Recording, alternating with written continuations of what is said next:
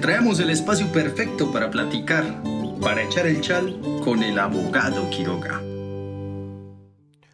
Hola a todos, soy el abogado de migración Héctor Quiroga, trayéndote este segmento de Echando Chal con el abogado, hablando de cosas curiosas que estamos viviendo en el área de inmigración, cositas curiosas también como inmigrantes que hemos vivido en la oficina, cosas que les quiero comentar. Recordemos que una de las áreas más importantes que existen en migración es el área de familia. Recordemos que el título 8 del Código de los Estados Unidos, el título 8, es donde se contienen la gran mayoría de las leyes de migración. Este título tiene diferentes capítulos y uno de los capítulos más importantes es el capítulo de familia, donde vemos procesos de familia. Usualmente es un familiar pidiendo a otro familiar, que es lo que vemos. Diferente de pronto al capítulo de lo que es humanitarios, casos que son por ejemplo como lo es VAWA, Visa U, Visa T, asilo, están bajo otro capítulo de la ley. Hay capítulos de empleo, hay capítulos de la lotería, de las visas de diversidad y lotería que existen, son diferentes situaciones. Y está el capítulo de naturalización o de cómo las personas pueden llegar a la ciudadanía. Entonces, hoy quiero hablar acerca primeramente del proceso de familia. ¿Qué es el proceso de familia? Y qué pasa cuando no hay realmente lo que nosotros consideramos. Entonces, bajo la ley, las definiciones son supremamente importantes. Cuando nosotros hablamos de un accidente, por ejemplo, ¿qué quiere decir un accidente? Eso legalmente, ¿qué quiere decir? Cuando hablamos de una deportación, ¿qué estamos hablando? Porque hay personas que nos dicen, no, es que a mí me deportaron. Y mentira es que la persona simplemente fue excluida del país. La persona pudo ser sacada físicamente, pero no fue deportada. Le pudieron haber dado una salida voluntaria, le pudieron dar una salida expedida o algún otro tipo de concepto legal, no necesariamente una deportación. Entonces, son términos que tienen definiciones muy exactas. Y una de las cosas que vemos es este concepto del matrimonio. ¿Qué es un matrimonio? ¿Qué es un matrimonio? Es algo que tenemos que mirar detenidamente porque tiene que ser definido. Resulta que ciertos matrimonios son legales y ciertos matrimonios no son legales.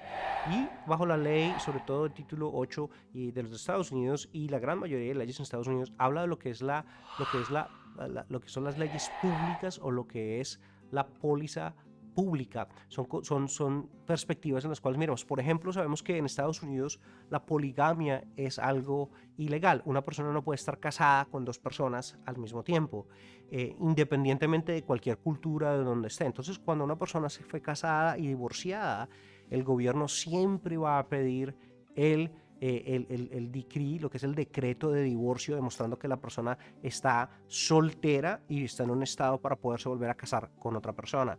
Si la persona no puede producir el documento, muy probablemente el segundo matrimonio es inválido, independientemente de lo que diga cualquier tipo de jurisdicción o lo que diga cualquier tipo de ley en otro país. Sin embargo, hay ciertos países que tienen, digamos, una unión libre, por ejemplo, en donde si existe una unión libre, la unión libre es reconocida como si fuera un matrimonio. Hay ciertas jurisdicciones que hablan de un matrimonio por proxy. Una persona puede mandar a otra persona, mientras tanto, un proxy a que se case, mientras que porque la persona no puede estar físicamente en el matrimonio. Esos son matrimonios que pueden o no ser reconocidos en Estados Unidos como tal, dependiendo.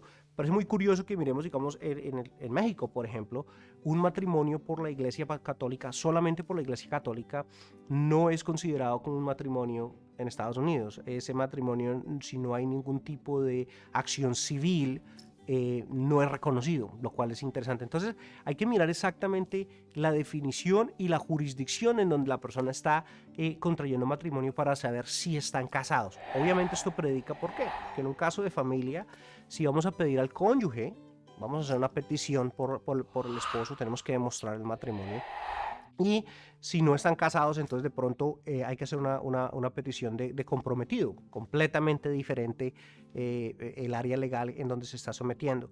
En ciertas ocasiones es mucho más fácil que las personas se casen que demostrar que el matrimonio es válido en cierta jurisdicción. Por ejemplo, en matrimonios en donde las personas tienen una unión libre. Hay que demostrar que esa jurisdicción así lo estipula. Hay que demostrar que las personas han vivido todo ese tiempo juntos. Hay que demostrar que han tenido la evidencia, le han dicho a muchas personas y a la comunidad entera, han representado ser marido y mujer. Este tipo de representaciones hay que demostrarlas, y a veces es más fácil simplemente tomar una licencia de matrimonio y casarse y estar casados, en vez de argumentar que realmente fue una unión libre. Pero en ciertos procesos no hay esa posibilidad y se debe argumentar por allí. Entonces hay que mirar exactamente cómo se casaron, qué requerimientos hay.